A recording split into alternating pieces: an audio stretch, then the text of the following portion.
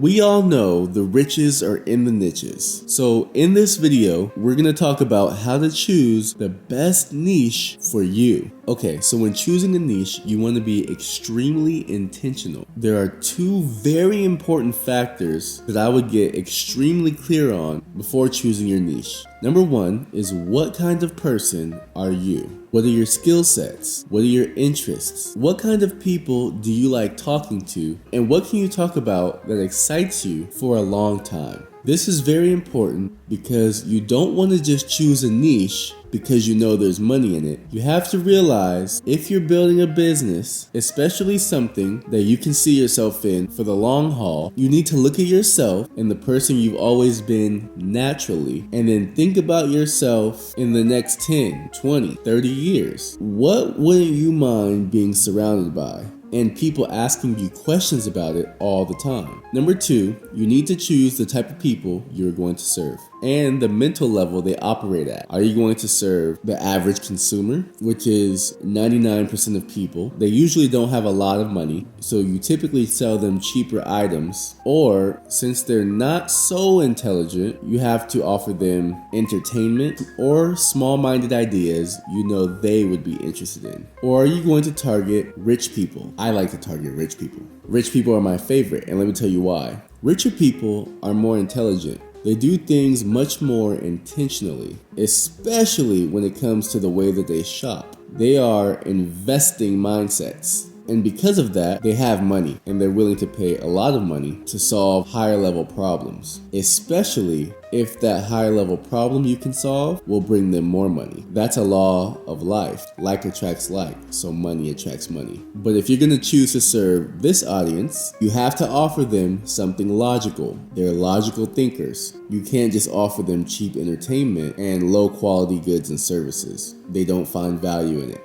Now, when you think of niches, you really want to imagine that there's a specific place for you in life and a specific problem that you would be amazing at solving. Usually, it's more meaningful to solve a problem for other people that you've been through. And I always say, solve a definite need that will always be around. Don't look for quick trends, get rich quick schemes, or just a quick way to make a few bucks. I like to solve financial problems. So I provide solutions that bring people some money, because as long as we're on this planet, service and exchange, which we call business, will always be around. Someone will need a company to market their product or service, someone will need someone to sell their product or service, and someone will always need to learn how to make some money. So they'll always pay a premium price for that. And I choose the richer audience because they're already used to investing in themselves and investing in things that will bring them more money. Poorer mindsets, not so much. It's like pulling teeth to get them to invest in themselves because they're not used to it. And paying premium prices or high ticket sounds crazy to them. They're used to couponing and looking for discounts or the cheap way to solve problems.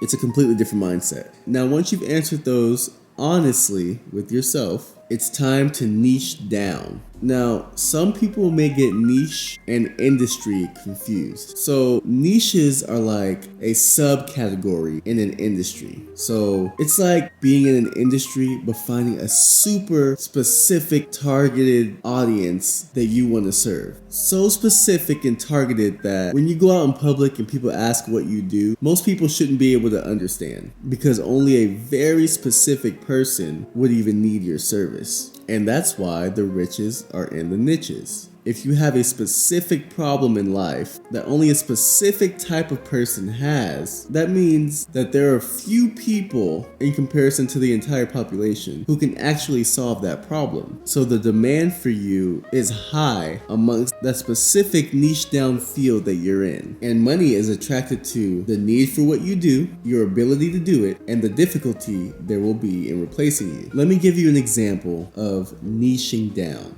Let's say you're like, okay, I used to be super overweight and I made a transformation that changed my life, and people are inspired by my transformation, and I want to help these people. So I'm going to be in the fitness industry. We got the industry down, right? An industry that would align with your skill set and that you're an expert in. But now we must niche down within the fitness industry.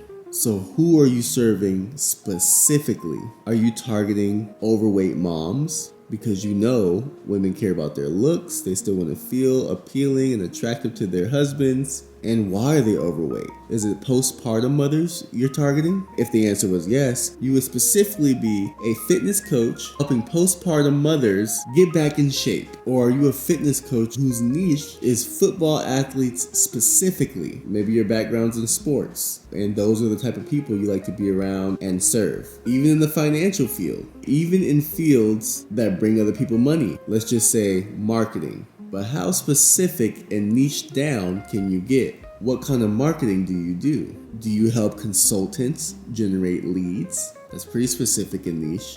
Do you only help relationship consultants generate leads? Because you have a passion for helping relationships thrive in the world. Do you only do lead generation for agencies? Because they're already more business minded, so the investment would be easier for them, and they recognize the value you offer and the role you can play in scaling their business. Niching down is just getting very clear on the client avatar you would like to sell to, be around, and work with. So it's so important that you take time to sit with yourself and think back to all the things in life you've naturally been drawn to. What environments did your soul naturally align with? Was it sporty activities, physical activities? You may like the fitness or health and wellness space. They're pretty congruent. Did you hang out on the track field a lot? You may want to be in the fitness niche for people in track specifically. So just remember that niching down means you are getting extremely clear on not only who you're selling to and working with, but who you are as a person and what truly aligns with you. Okay, so that's it. Choose your niche wisely, because this decision will shape the world you live in, the people you attract, what you talk about, and the lifestyle that you live. Niches. All right, much love and blessings. If you're a coach offering a financial outcome, meaning you teach people how to trade stocks, you teach sales, you teach people how to run ads, copyright, or scale their business, and you're stuck between 10 and 15K a month, and you want to grow your business, message me the word scale or book a call in the link below, and we'll see if we're a good fit to work together. Okay, have a blessed day.